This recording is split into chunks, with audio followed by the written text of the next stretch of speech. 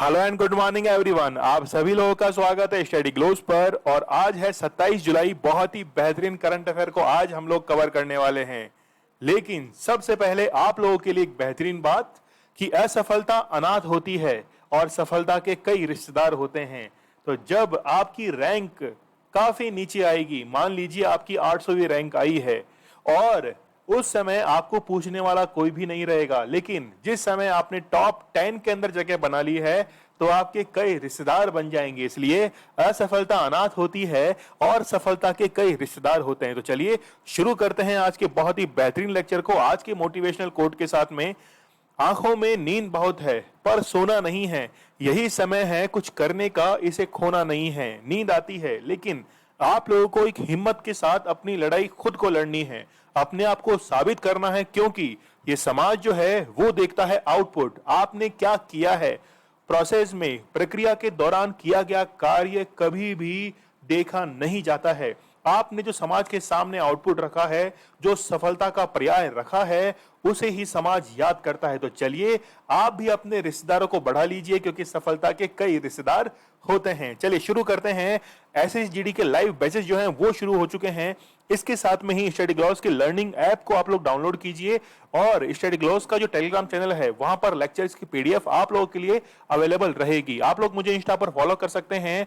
इसके साथ में जो भी आपकी क्वेरीज हो वो मुझे पूछ सकते हैं और आपको लेक्चर की पीडीएफ अवेलेबल करवा दी जाएगी टेलीग्राम चैनल के ऊपर विद आंसर्स। और जो भी हम लोग क्वेश्चंस करते हैं उसका क्विज टेलीग्राम चैनल के ऊपर अवेलेबल रहता है। तो आप लोग जल्दी से जो आप लोगों के लिए अपॉइंटमेंट का, इंपॉर्टेंट अपॉइंटमेंट्स का जो लेक्चर अपलोड किया जाएगा उसको भी आप लोगों को क्या करना है, अटेम्प्ट करना है। चलिए शुरू करते हैं 27 जुलाई के बहुत ही बेहतरीन करंट अफेयर को। किस राज्य की सरकार ने जनजातीय समुदाय के उत्थान के लिए जनजातीय भागीदारी योजना शुरू की है? देखिए, जनजाति की हम लोग बात करें, ट्राइबल कम्युनिटी की बात करें तो ट्राइबल कम्युनिटीज के अंदर गिनी जाती हैं। जैसे हम लोग बात करें एसटी तो शेड्यूल ट्राइब, तो यहाँ पे शब्द के अंदर ही ट्राइब आ चुका है। जैसे शेड्यूल कास्ट है, तो जब एसटी जो है इनकी जनसंख्या राजस्थान के अंदर पाई जाती है कितनी, लगभग 9% के आसपास, जबकि एससी जो है वो 16% के आसपास है। दोनों को यदि कंबाइन करें तो हम लोग देखेंगे कि लगभग 27% जो है वो लगभग इनकी जनसंख्या है। और राजस्थान गवर्नमेंट के अंदर ये अशोक गहलोत यहाँ के मुख्यमंत्री हैं और इन्हीं के द्वारा ये योजना जो है वो शुरू की गई है। देखिए, जितनी भी ट्राइबल एरियाज हैं वो मेन स्ट्रीम के अंदर कम पार्टिसिपेट करते हैं, तो उन्हें एम्पावर करने के लिए ऐसी योजना जो है वो शुरू की गई है राजस्थान गवर्नमेंट के द्वारा।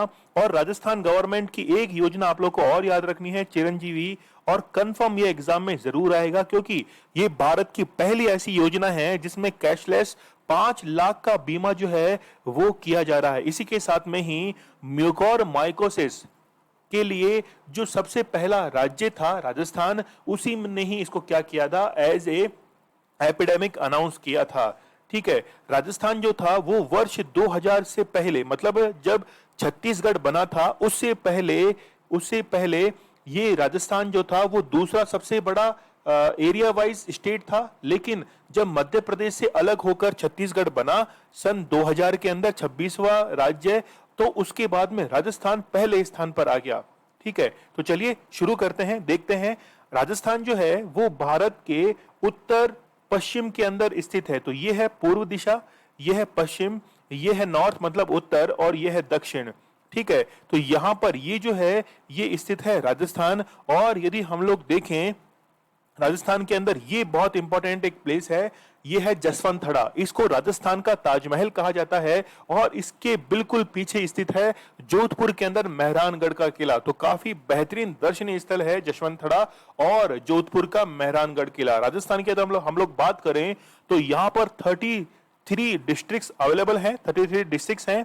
इसके साथ में ही हम लोग बात करें कि यहाँ पर अरावली रेंजेस जो हैं वो कुछ इस तरीके से यहाँ पर फैली हुई हैं। तो अरावली रेंजेस का सबसे कम विस्तार जो है वो अजमेर के अंदर है और सबसे ज्यादा विस्तार है कहां पर, उदयपुर के अंदर। तो थार का डेजर्ट जो है जब वेस्टर्न टू ईस्टर्न मूव करता है तो इसे कहा जाता है रेगिस्तान का मार्च। जैसे आप लोग को पता होगा कि जब टिड्डी दल का हमला हुआ था तो ये पाकिस्तान से राजस्थान के अंदर प्रवेश कर गई थी और फिर ये मूव कर रही थी यूपी की तरफ और फिर बिहार की तरफ।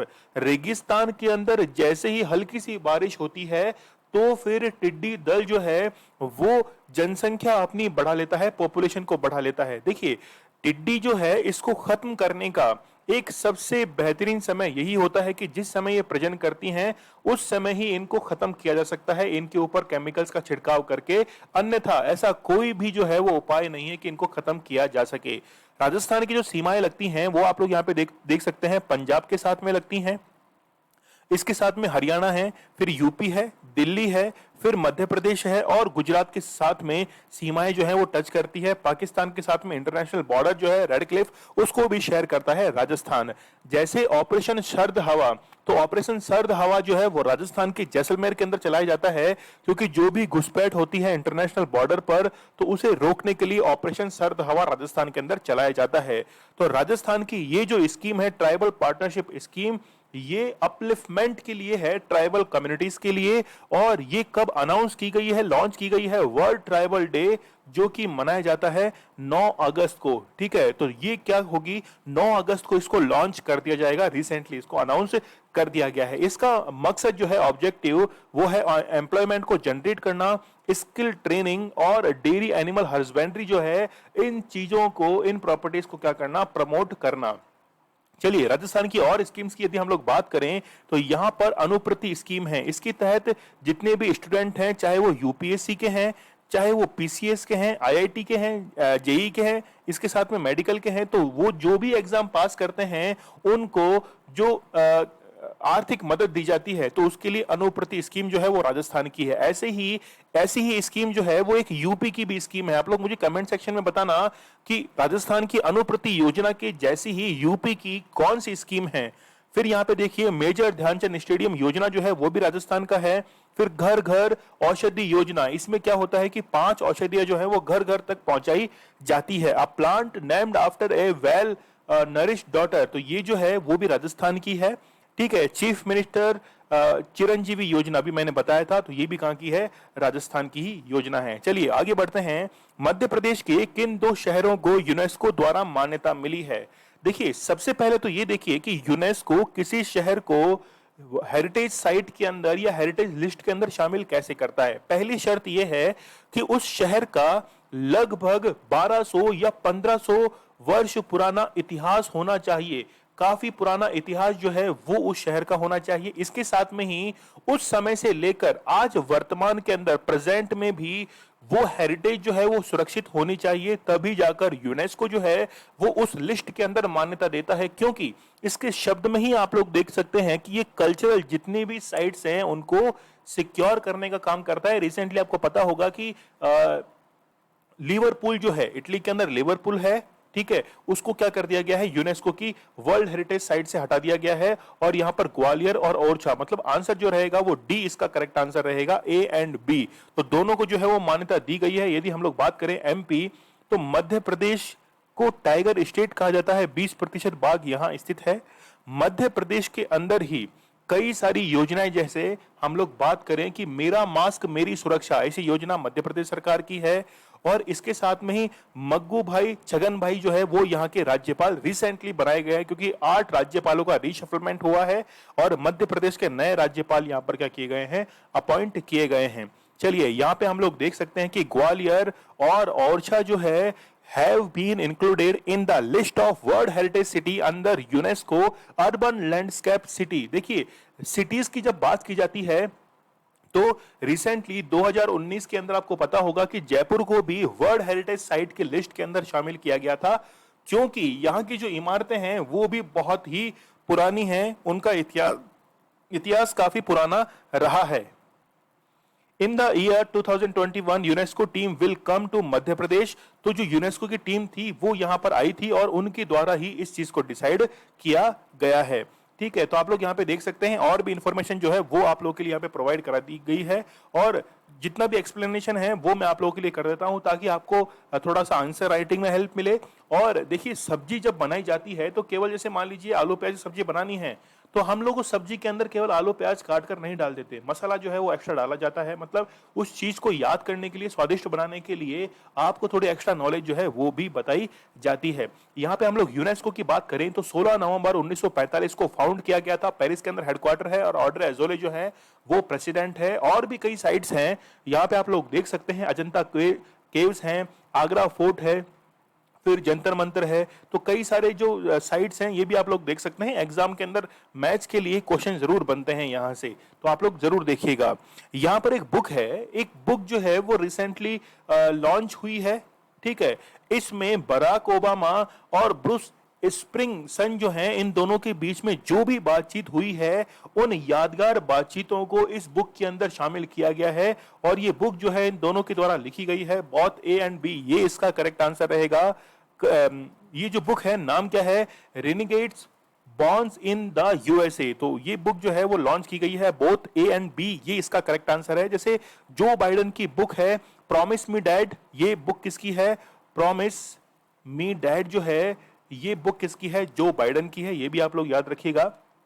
चलिए यहाँ पे आप लोग देख सकते हैं कि 44th प्रेसिडेंट जो हैं वो बराक ओबामा रहे हैं, और म्यूजिशियन है कौन, ब्रूस स्प्रिंगस्टीन। ये इन दोनों के बीच में जो भी बातचीत है वो इस बुक के अंदर उतारी गई है। तो इसका पब्लिकेशन जो है वो 26 अक्टूबर 2021 को शुरू हो जाएगा, ठीक है। तो कई स्टोरीज जो हैं वो इसके अंदर शामिल की गई है, इन दोनों के बीच में जो बातचीत है उनको भी इसमें शामिल किया गया है। कौन सा देश विश्व का पहला स्वच्छ commercial nuclear reactor, clean commercial nuclear reactor जो है वो बनाएगा? तो चाइना के द्वारा ये काम किया जाएगा। देखिए, सबसे पहले यहाँ पे वर्ड्स का मीन समझिए, क्लीन का मीन समझिए, कॉमर्शियल का मीन समझिए, न्यूक्लियर का मीन समझिए और रिएक्टर का मीन समझिए। सबसे पहले क्लीन का मीन समझिए। देखिए, जैसे D2O यूज किया जाता है, भारी पानी हैवी वाटर जो है वो एज ए कूलेंट यूज किया जाता है किसमें, न्यूक्लियर जो प्लांट होते हैं इनके अंदर। लेकिन इसके स्थान पर मॉल्टेड जो सॉल्ट है, मॉल्टेन जो सॉल्ट है, इसका इस्तेमाल किया जाएगा। इससे क्या होगा कि ये D2O जो है, D2O बनता कैसे है? देखिए, लगभग हम लोग बात करें कि 1700 लीटर जो पानी होता है, जब इसको रिफाइन किया जाता है तो 1 लीटर D2O का निर्माण होता है। समझ रहे आप लोग? तो काफी ज्यादा कॉस्टली होता है और इसको कन्वर्ट करने के लिए काफी ज्यादा मेहनत और इसमें कार्बन डिपोजिशन होता है। इसीलिए इसके स्थान पर जो मॉल्टन सोल्ट है इसका यूज किया जाएगा। पहली बात तो क्लीन आपके माइंड से क्लियर हो जाना चाहिए। दूसरी बात करें हम लोग कमर्शियल, तो इसका जो यूज है वो एज ए पब्लिकली यूज किया जाएगा, पब्लिक के लिए यूज किया जाएगा फॉर ऑब्जेक्टिव ऑफ किसके लिए, प्रॉफिट के लिए। तो कमर्शियल काफी लार्ज स्केल पर इसका यूज होगा। न्यूक्लियर का मींस है कि यहां पर जो यूज किया जाएगा मटेरियल वो यूरेनियम के स्थान पर थोरियम को यूज किया जाएगा। बेसिकली यूरेनियम यूज होता है, लेकिन थोरियम जो है, जैसे थोरियम केरल के अंदर पाया जाता है तो थोरियम का इसमें यूज किया जाएगा, तो उसको हम लोग कह रहे हैं न्यूक्लियर मटेरियल है। रिएक्टर जो है एक भट्टी की तरह होता है, मतलब जो भी थोरियम की रिएक्शन करवाई जाएगी वो जिस भट्टी के अंदर, रिएक्टर के अंदर करवाई जाएगी, कंट्रोल्ड ये रिएक्शन होती है, ठीक है। तो देखिए, कंट्रोल्ड रिएक्शन है। आप लोगों ने पढ़ा होगा, चाहे फिजिक्स हो, केमिस्ट्री हो या फिर साइंस के अंदर, नॉर्मल साइंस में भी आप लोगों ने पढ़ा होगा। एक तो होती है नाभिकीय संलयन, न्यूक्लियर फ्यूजन, और न्यूक्लियर फिजन।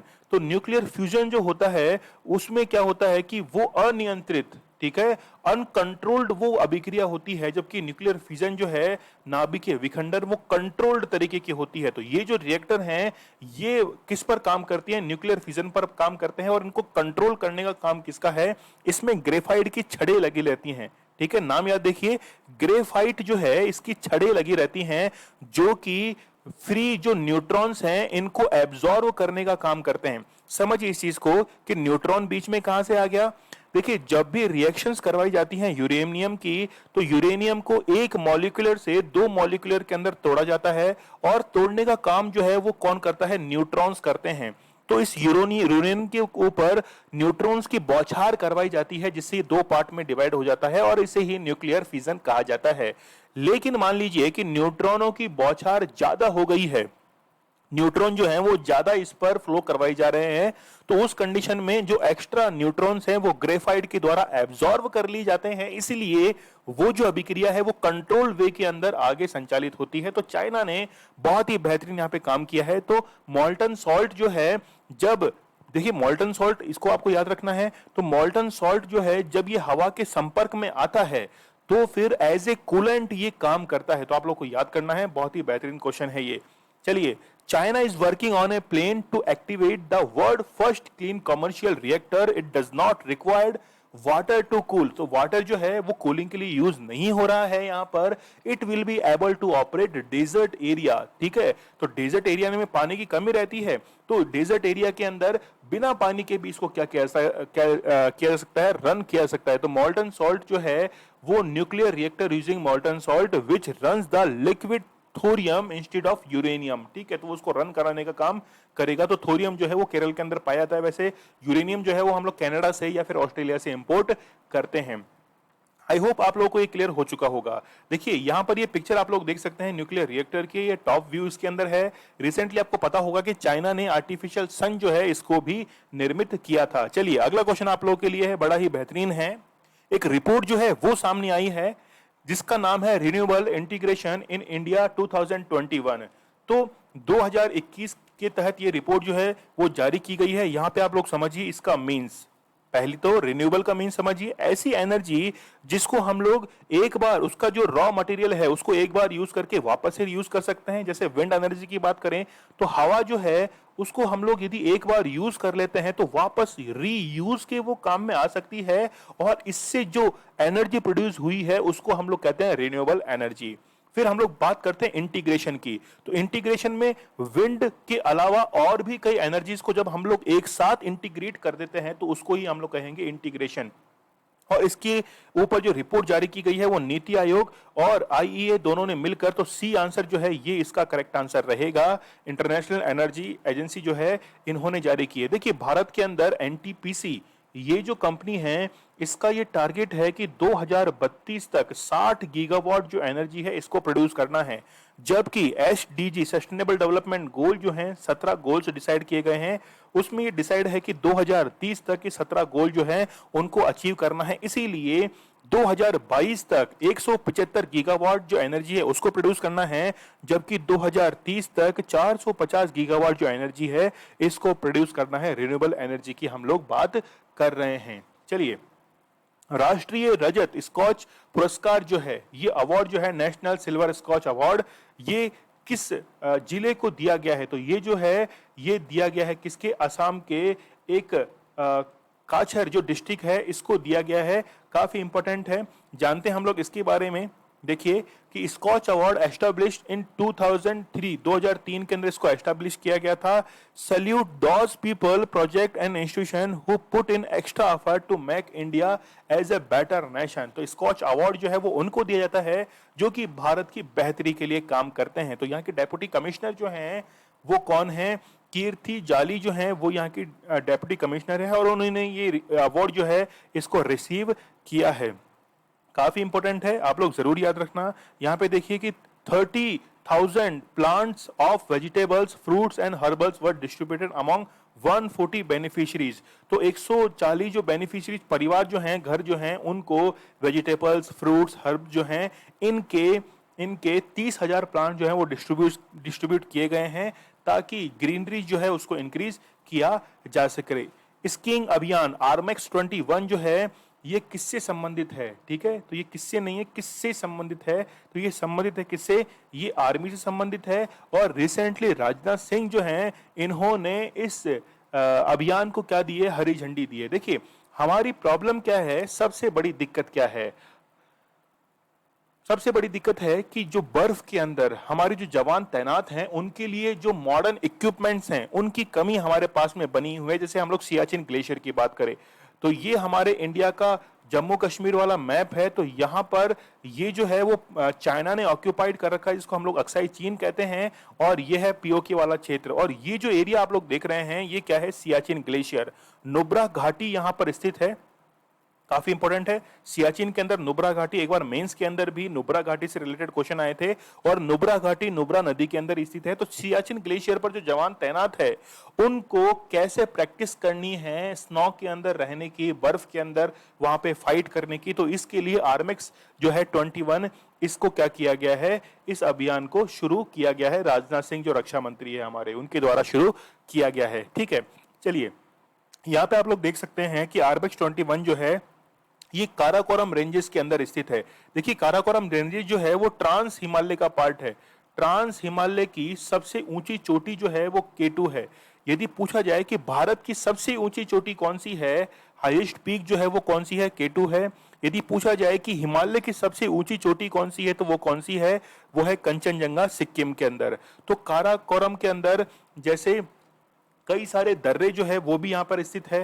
काराकोरम को हम लोग कृष्णगिरी भी कहते हैं क्योंकि ये मिडिल एशिया और साउथ एशिया के अंदर वाटर डिवाइडेशन का काम करती है, जल विभाजक के रूप में भी ये काम करती है। ठीक है, तो इंडियन आर्मी के लिए रिसेंटली जो है आर्मेक्स 21 ये शुरू किया गया है। चलिए, कौन सी पार्टी चुनावी बॉन्ड दाता का नाम घोषित करने वाली पहली राजनीतिक पार्टी बन गई है? तो झारखंड मुक्ति मोर्चा जो है ये पहली पार्टी बन गई है, क्योंकि इन्होंने क्या किया है कि 1 करोड़ का जो फंड दिया गया था हिंडाल्को कंपनी के द्वारा, तो हिंडाल्को कंपनी ने जो फंड दिया था इसको बिल्कुल इन्होंने ट्रांसपेरेंसी के तहत इसको बताया कि ये जो फंड है चुनावी बॉन्ड जो है वो रिलीज किया गया है।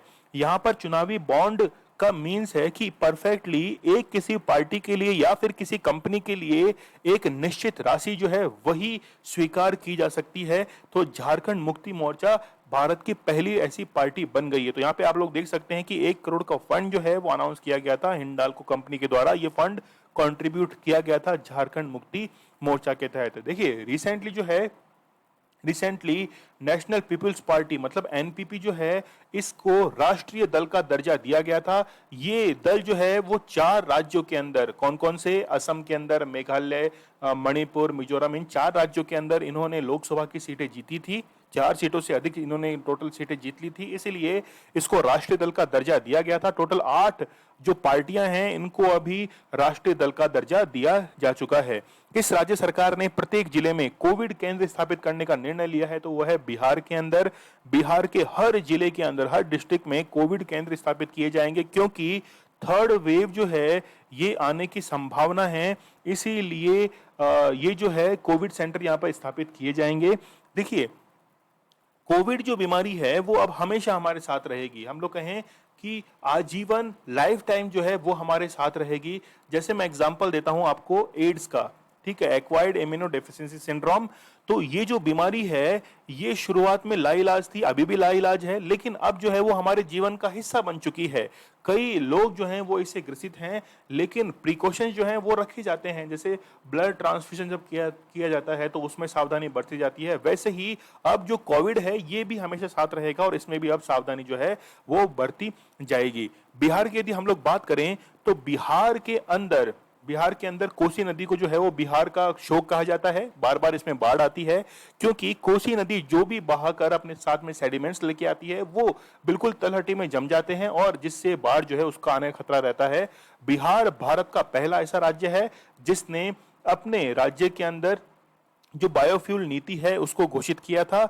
इसके साथ में इंडिया जस्टिस रिपोर्ट जो है, इंडिया जस्टिस रिपोर्ट, इसके अकॉर्डिंग सबसे ज्यादा महिला पुलिस कर्मी जो है 25% वो स्थित है बिहार के अंदर। और डोल्फिन अनुसंधान केंद्र जो है वो भी कहां पर स्थित है?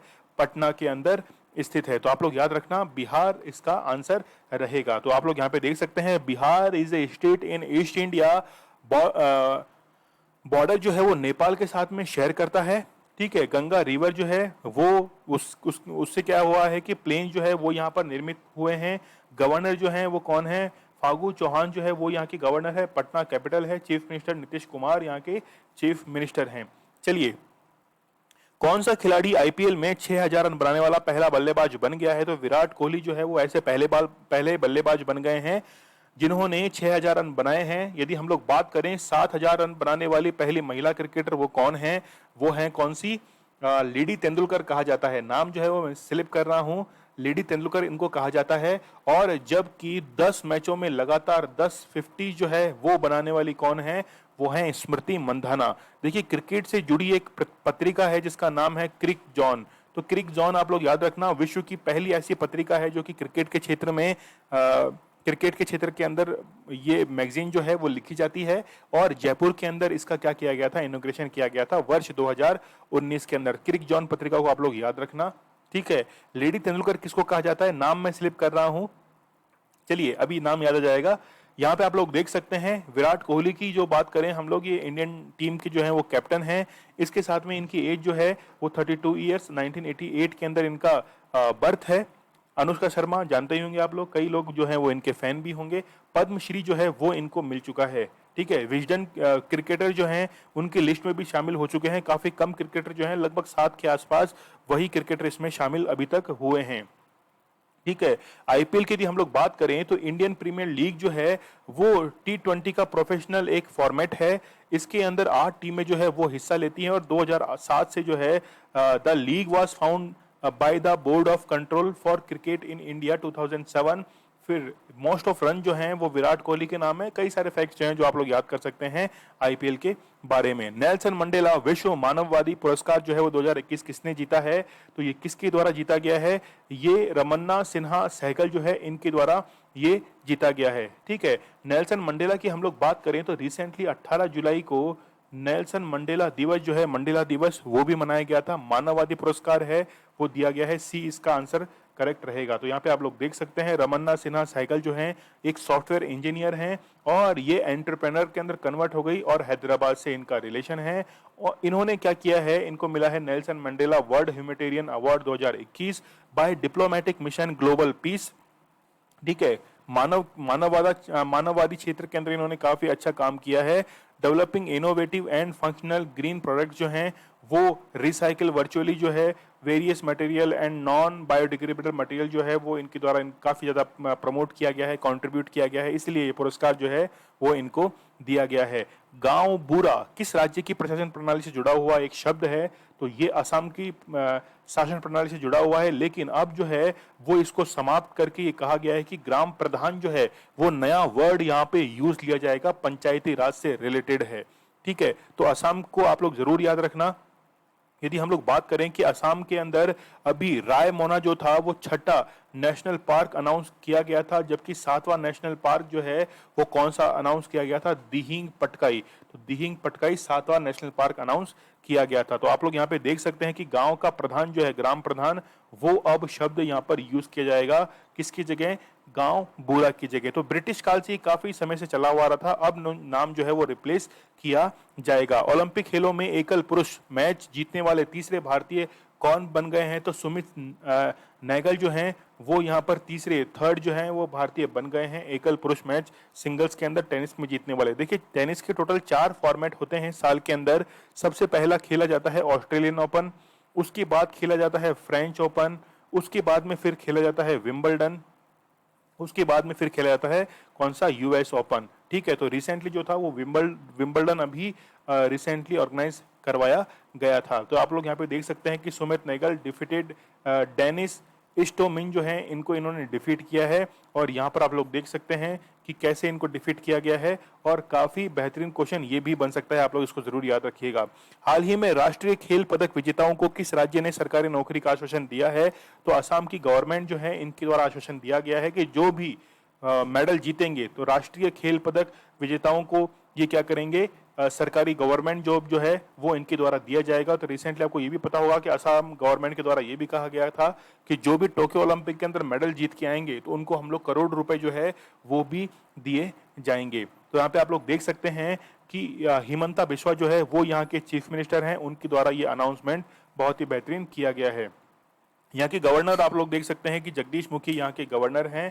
The chief minister talk about increasing the sports pension on the 6th day of the meeting of Assam legislative assembly, ठीक है। अच्छा, लेजिस्लेटिव असेंबली से मुझे याद आया कि भारत की एकमात्र ऐसी लेजिस्लेटिव असेंबली कौन सी है जहां पर रिलीजियन के आधार पर रिजर्वेशन है। रिलीजन मतलब धर्म के आधार पर जहां पर आरक्षण है या हम लोग कहें कि सीटें रिजर्व की जाती हैं, वो मुझे आप लोग कमेंट सेक्शन में बताना। और वो स्टेट जो है वो भारत का पहला ऑर्गेनिक स्टेट भी है। हाल ही में किस सांसद को राज्यसभा से निलंबित कर दिया गया? तो आप लोग को पता होगा कि शांतनु सेन जो हैं इनको क्या कर दिया गया है, वहां से निलंबित कर दिया गया है। जो सेशन अभी चल रहा था, समर जो सेशन चल रहा था, इससे इनसे वहां पे क्या कर दिया गया है, इनको बाहर कर दिया गया है। क्योंकि इन रिसेंटली जो आईटी बिल जो था वो पेश किया जा रहा था वैष्णव के द्वारा, अश्विनी वैष्णव के द्वारा, और उन कागजों को लेकर इन्होंने क्या कर दिया, उनको फाड़ दिया था हाथ में लेकर। और इसके कारण एम वेंकैया नायडू जो हैं इन्होंने क्या कर दिया, इनको निलंबित कर दिया। लेकिन फिर भी ये नहीं मान रहे थे, फिर भी जो थे वो नहीं मान रहे थे, इसलिए इनको क्या कर दिया गया है, सस्पेंड कर दिया गया है। तो अश्विनी वैष्णव जो हैं वो इंफॉर्मेशन टेक्नोलॉजी मिनिस्टर हैं और उनके द्वारा कुछ रिप्रेजेंट बिल जो था वो रिप्रेजेंट किया जा रहा था सेशन के अंदर, मानसून सेशन के अंदर, और उस बिल को जो था इन्होंने फाड़ दिया था, इसलिए इनको क्या कर दिया गया है, सस्पेंड कर दिया गया है। चलिए 26 जुलाई के बहुत ही बेहतरीन करंट अफेयर को हम लोग रिवाइज कर लेते हैं। 3D प्रिंटेड स्टील जो ब्रिज है वो एम्स्टर्डम के अंदर बनाया गया है। किस राज्य सरकार ने दलित बंधु योजना जो है वो तेलंगाना सरकार की है। भारत में किस मंत्रालय की संयुक्त सचिव रश्मि रंजन दास को संयुक्त राष्ट्र कर समिति में नियुक्त किया गया है? तो मिनिस्ट्री ऑफ फाइनेंस से रिलेट करती हैं। भारत के किस राज्य के अधिकारियों ने ट्रांसजेंडर कॉलेजों के छात्रों के लिए विश्वविद्यालय में प्रवेश की आयु समाप्त कर दी है? तो वो है केरला। टोक्यो ओलंपिक 2021 का शुभंकर जो है वो ये दोनों हैं, दोनों आप लोग याद रखिएगा, ये दोनों ही शुभंकर हैं। 2020 टोक्यो ओलंपिक में ओलंपिक पदक जीतने वाली पहली भारतीय महिला कौन बनी है? तो वो कौन बनी है, मीराबाई चानू। यहाँ पर आप लोग को याद रखना है कि लिवरपूल जो है विश्व धरोहर सूची से इसको हटा दिया गया है। भारत की सबसे उम्रदराज भागीरथी अम्मा जो है इनका निधन हुआ 107 साल की उम्र में। कहां से रिलेट करती हैं? केरला से रिलेट करती हैं। G20 ये कल जो था, ये क्वेश्चन आप लोग ध्यान से देखिएगा। कल मैंने आंसर जो था वो इसका जापान टिक कर दिया था, लेकिन इटली जो है ये इसकी करेक्ट आंसर रहेगा। आप लोग इसको करेक्ट करने, नेपल्स के अंदर जो है ये बैठक आयोजित करवाई गई है G20 पर्यावरण मंत्रियों की, तो आप लोग इसको जरूर याद रखना। मैंने कल जापान इसका आंसर कर दिया था, आप लोग करेक्ट करना, इटली इसका करेक्ट आंसर रहेगा। रग्बी लीग जो है वो इंग्लैंड में आयोजित करवाया जाएगा। हाल ही में किस राज्य की पैराशूटर रूबीना फ्रांसिस ने पेरू इवेंट में गोल्ड मेडल जो है वो जीता है? मध्य प्रदेश का संबंध है। हाल ही में आनुवांशिक रूप से संशोधित गोल्डन राइस को व्यावसायिक उत्पादन को मंजूरी देने वाला पहला देश जो है वो फिलीपींस बना है। हाल ही में किस राज्य ने अंडर ग्रेजुएट कोर्स में एनसीसी को वैकल्पिक विषय के रूप में पेश किया है? तो वो कौन सा है? वो है मेघालय। आयकर दिवस जो है वो कब मनाया जाता है? तो वो है 24 जुलाई। अंतरिक्ष की यात्रा करने वाले भारत के पहले अंतरिक्ष टूरिस्ट जो है वो कौन बने हैं? वो बने हैं संतोष जॉर्ज कोलेंगर जो है ये पहले अंतरिक्ष टूरिस्ट जो है वो बने हैं। कल मैंने आप लोगों से स्टडी ग्लोब्स क्वेश्चन पूछा था कि माउंट शास्ता ज्वालामुखी किस देश में स्थित है? तो ये स्थित है कहाँ पर? कैलिफोर्निया के अंदर, यूएसए में स्थित है, और रिसेंटली ये एक्टिव भी हुआ था। आज का स्टडी ग्लोब्स क्वेश्चन आप लोगों के सामने है कि अफगानिस्तान में तालिबान अटैक में हाल ही में किस भारतीय पत्रकार की मृत्यु हुई है? इस क्वेश्चन का आंसर मुझे आप लोगों को कमेंट सेक्शन में देना है। चलिए आप लोग मुझे इंस्टा पर फॉलो कर सकते हैं, जो भी आपकी क्वेरीज है वो मुझे पूछ सकते हैं। लेक्चर की पीडीएफ जो है वो विद आंसर्स वो टेलीग्राम चैनल के ऊपर अवेलेबल रहेगी, और जो भी क्वेश्चन हम लोग कर रहे हैं उसका क्विज अवेलेबल रहेगा कहां पर? टेलीग्राम चैनल के ऊपर। स्टडी ग्लोब्स आप लोगों के लिए बहुत ही बेहतरीन कंटेंट लेके आता है। नॉलेज इज पावर, ये हमारी टैगलाइन है, तो आप लोगों को सब्सक्राइब करना नहीं भूलना है। चलिए कल मिलते हैं हम लोग बहुत ही बेहतरीन करंट अफेयर के साथ, तब तक के लिए धन्यवाद, थैंक यू।